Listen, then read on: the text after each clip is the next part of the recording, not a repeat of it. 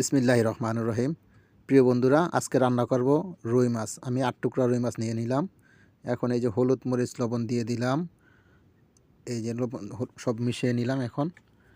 এখন ইনশাআল্লাহ মিশানো মোটামুটি শেষের দিকে আমি সুন্দর করে মিশিয়ে নিচ্ছি। মিশিয়ে নেওয়ার পরে আমি ফ্রাই প্যান দিয়ে দিছি আমার চুলার ভিতরে ফ্রাই প্যান দিয়ে দিছি। এখন আমি এগুলো সুন্দর করে ভাজি করব। এই যে দিয়ে দিলাম চুলার ভিতরে ফ্রাই প্যানে। মাশাআল্লাহ, এই যে ভাজি হচ্ছে। মোটামুটি ভাজি আমার হয়ে গেল, কিছুক্ষণ দিয়ে রাখলাম। ভাজিটা আমার মোটামুটি সুন্দর একটা ভাজি হয়ে গেছে ইনশাআল্লাহ।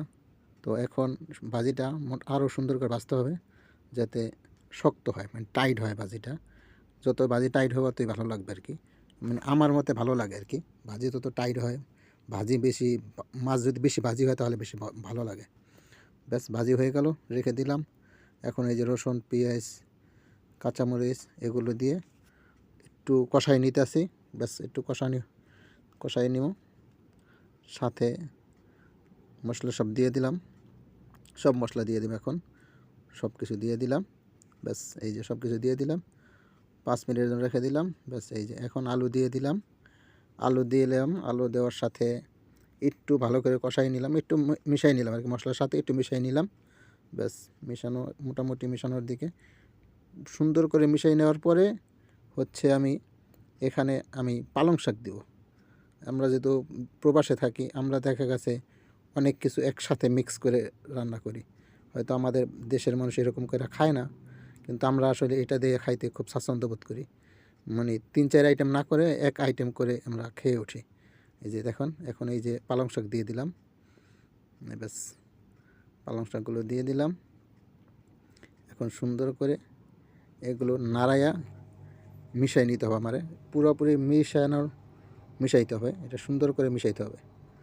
আপনারা এরকম করে সুন্দর করে মিশাই নেবেন, যাতে যত ভালো করে মিশাইবেন আর কষানিটা যত সুন্দর করে করতে পারবেন, বিশেষ করে কষাইবেন যত সুন্দর করে, আপনার রান্না যত সুন্দর করে কষাইবেন অত সুন্দর খানা মজা হইবে।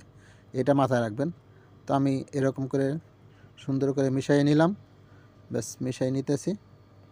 মোটামুটি মিশানো হয়ে গেছে। এখন আমি একটু ঢাইকা রাখবো। ঢাইকা রাখলে কী হবে, অল্প টাইমের ভিতরে আমার এটা দেখেন, অল্প সময়ের ভিতরে এটা পুরা পানি ছেড়ে দিছে। ব্যাস, এখন একটু নাড়াচাড়া দিয়ে একটু 2-5 মিনিট নাড়াচাড়া করলে পুরা ইয়াটা ফিনিশ হয়ে যাবে। কষানিটা সুন্দর করে কষানো হয়ে যাবে। ব্যাস, কষানিটা যত সুন্দর হবে তরকারি অত বেশি মজা হবে। সুন্দর করে কষাইতে হবে। দেখেন, কষানিটা মোটামুটি হয়ে গেছে। মাশাআল্লাহ, সুন্দর একটা কালার আসছে। কষানিটাও সুন্দর হয়েছে। ব্যাস, এবার কষানিটা মোটামুটি ভালো একটা কষানি হয়েছে। এরকম করে সবাই কষাইয়া সুন্দর করে বসাই দিবেন, দেখবেন যে খুব টেস্ট এই খানাটা। তো মাশাআল্লাহ, এখন তো কষানি হইল, ভালো একটা কষানি হয়েছে। 2-5 মিনিটের জন্য সুন্দর করে কষাই নিলাম। ব্যাস, দেখেন এই যে সুন্দর একটা কালার আসছে। কালারটা মাশাআল্লাহ দিলে সুন্দর আসছে। এই যে এখন আমি এই যে পাশে মাছ রাখছি, এই যে দেখেন মাছটা, এই যে মাছ রেখে দিয়েছি। ব্যাস, এই মাছগুলো দিয়ে দেব। এই যে একটু পানি দিলাম। পানি দেওয়ার কারণটা হচ্ছে গিয়ে, যদি পানি না দিই তাহলে কিন্তু এই মাছের ভিতরে পানিটা ঢুকবে না। ঢুকলে মাছের ঘ্রাণটা ভালো লাগবে না। যার ফলে পানিটা যত বেশি ঢুকবে অত মজা হবে। এই জন্য সবাই একটু পানি দিয়ে ব্যাস, পরে 10 মিনিট গরম করবেন, ফুটাই দিয়ে দেবেন। ব্যাস, তারপর হয়ে যাব।